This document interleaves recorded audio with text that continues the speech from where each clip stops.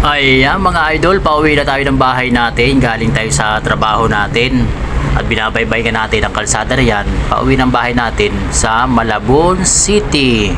So medyo masama rin yung pakiramdam natin dyan mga idol. Medyo mabigat yung katawan natin dyan. Parang kailangan natin na para kasi tayo tatrangkasuhin dyan mga idol. Kaya kita nyo naman kahit pa paano medyo nagmamadali na talaga ako dyan para makarating din tayo ng bahay at makapagpahinga. So ayan mabuti lang talaga at nakikisama sa akin ng panahon na yun walang ka-traffic mga idol. Dire-diretso ang biyahe natin pauwi ng bahay. So ayan, at bala ko talaga pag uwi ng bahay ay magpamasahe ako kay misis ko. Ayan lang mga idol, nakauwi na tayo ng bahay sa wakas. Thank you Lord, thank you talaga. At pag uwi ko ng bahay niya talaga mga idol kita nyo naman plakda na kagad ako dyan at nagpamasahe na kagad daw kay misis niyan. At hindi naman kagad siya nagdalawang isip na i-massage ako gamit yung in-order niya na yan sa Shopee yung pamassage na yan. So malaking tulong talaga yan kasi dinidiinan lang niya tapos kusa na yan na nagmamasahe o nagba-vibrate sa mga muscle mo. At dati kasi nung wala pa yan, so masakit sa kamay, nakakangalay sa kamay pag mamasahihin ka ng mano-mano.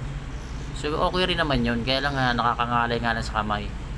Kaya nung natry namin yan, yung pamasahe na ganyan, ayun, medyo naano rin namin na, uy, goods naman pala siya, parang ganun. Kaya yan na lang ang ginagamit namin madalas na pagka nagpapamasahe kami.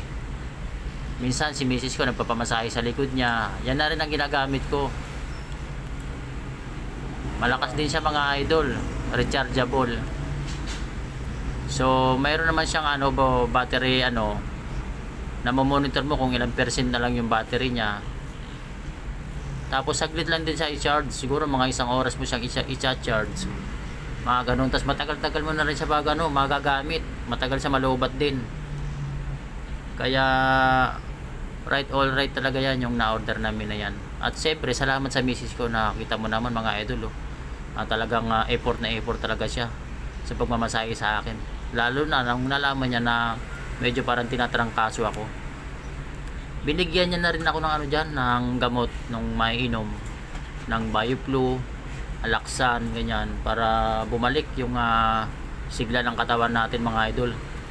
Dahil alam niyo naman, hindi biro yung trabaho na mag-duty ka ng panggabi, 'di ba? Bilang isang security guard, puyatan talaga pag mag-duty ka sa gabi.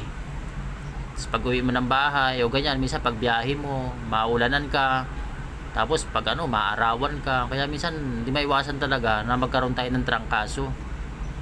Kaya thank you Lord lang talaga kasi yung masama ng pakaramdam ko na yan, isang araw lang mga idol, balik kinabukasan nakabalik na kagad tayo sa trabaho natin.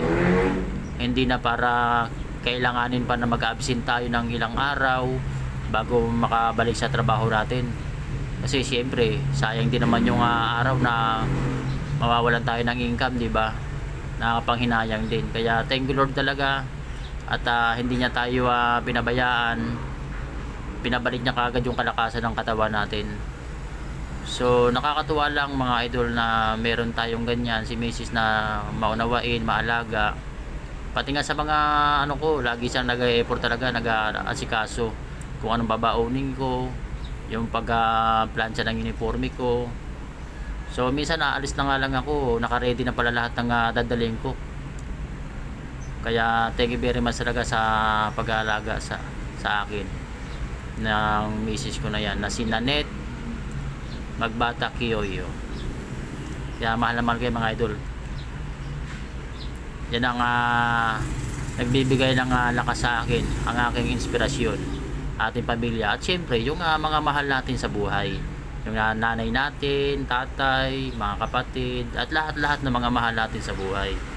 Yan ang nakakatulong sa atin, nagbibigay ng lakas sa atin, di ba? So hindi magiging kumpleto ang buhay natin syempre, di ba, kung wala tayong mga loved ones, di ba? Malungkot ang buhay pag wala mga ganun.